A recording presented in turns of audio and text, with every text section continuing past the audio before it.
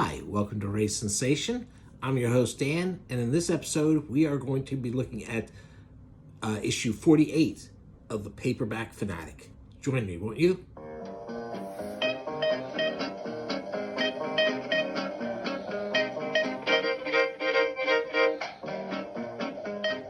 Okay, so here we are with the Paperback Fanatic, issue number 48.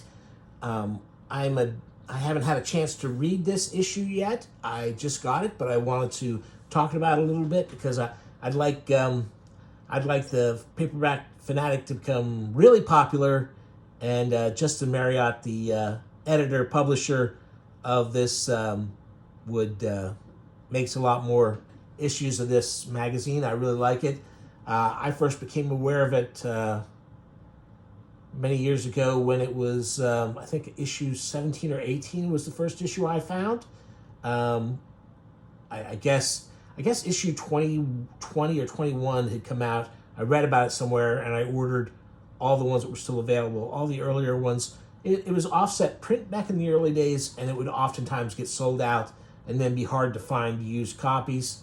Nowadays, he does Amazon print on demand for the magazine. So no matter what country you're in, like it used to cost, the postage to get the magazines mailed to me here in the U.S. from over in the U.K. Was sometimes doubled the cost of things, and postage hasn't gotten any cheaper. I think doubling is probably exaggerating, but anyway, now with the print on demand, it gets printed in whatever country you're in. So here in the U.S., you're just paying U.S. postage and etc. Now he's got a real publishing empire going. He's got one magazine that's devoted entirely to British war paperbacks and comic books. I'm not that interested in that. I bought the first two issues, I think, and then kind of, my interest kind of waned. But aside from the Paperback Fanatic, he's put out a bunch of other things, several of which I've covered here in videos on my channel, so you could look them up. I'll try and put a link if I'm good enough to remember to do it. I'll put a link below to those. I really enjoy these. There's different types of things. He'll do articles on authors, publishers. Publishers used to be a big thing back in the day, in the early years of the fanzine. And then there's lots of people who write little columns. And then there's usually a ton of reviews for different things that you probably didn't know you'd want to read. And you might still not want to after you read the reviews. But, he covers like I say, military books, men's adventure magazines, science fiction, fantasy, sleaze, and my favorite, horror.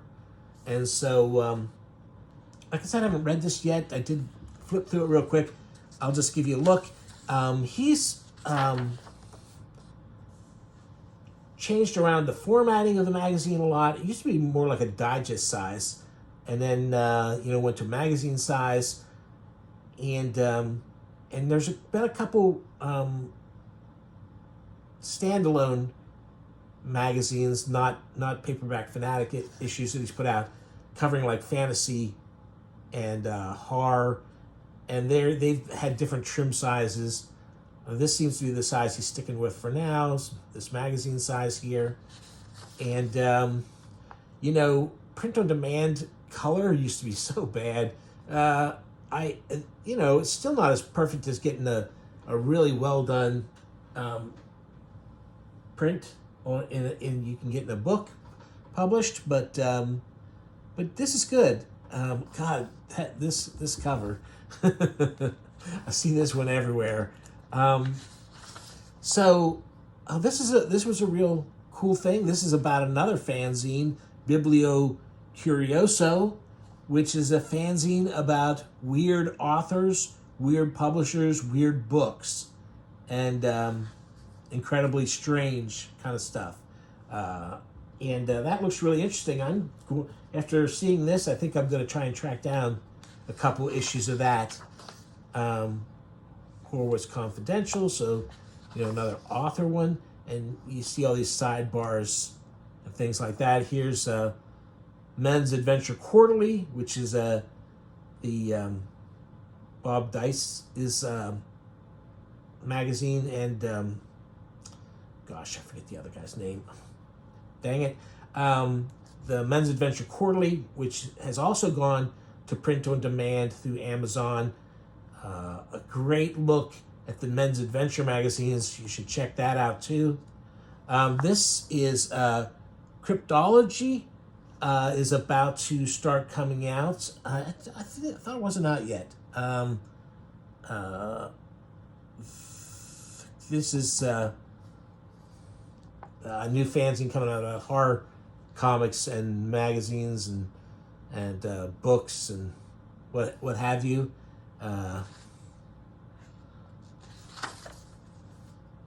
Here we are. There's a little talk about going to a collector's convention. You can see here lots of great illustrations of covers that you're probably not going to run across anytime soon. God, that mass market book was on the paperback racks where I grew up in Pennsylvania for the longest time. Or at least one with using that photo as the cover. I don't know if that was really the book.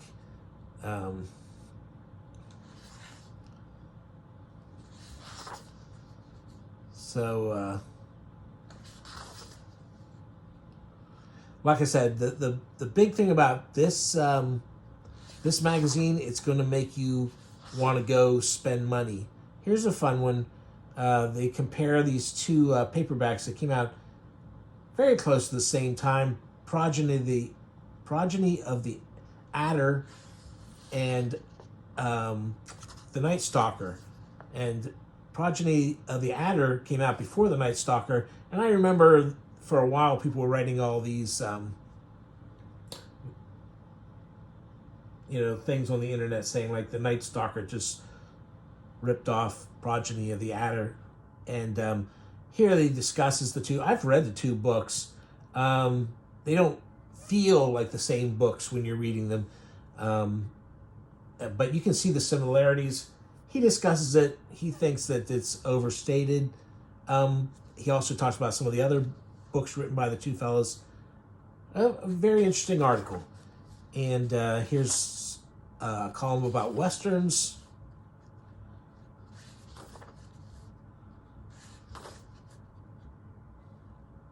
An article about Shark Attack books and magazines. Alistair MacLean. So, yeah.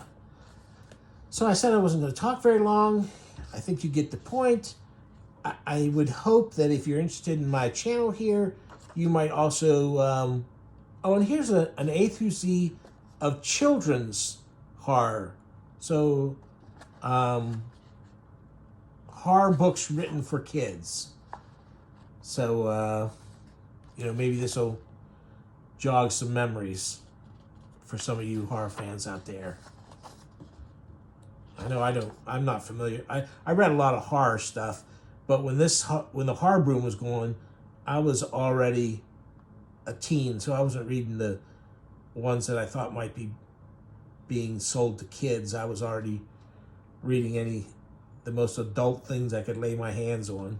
But there's some cool stuff here, and some of them from the covers alone, I wouldn't guess that they were meant for kids. Anyway, there you go. That's that. Hey, check it out, why don't you?